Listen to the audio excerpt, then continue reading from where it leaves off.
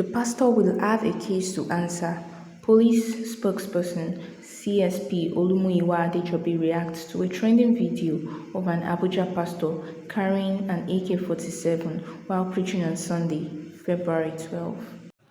Because we like works. We're used to traditional medicine. Because you can't go to Babalawo anymore, you go to consult a pastor. So pastors have become Babalawos wearing suits. Or can I tell you the truth? So they tell you have to do certain things in order to grab you and to grip you. And unfortunately, not all pastors, but there are some pastors who are operating under the spirit of divination. They know how to read palms, and they're not different from palm readers or diviners.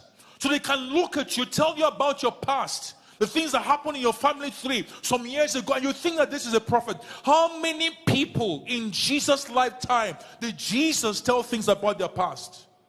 How many people in the lifetime of all the apostles did he look at and began telling them things about their past? There are certain things that has nothing to do with the gospel. God is not a magician.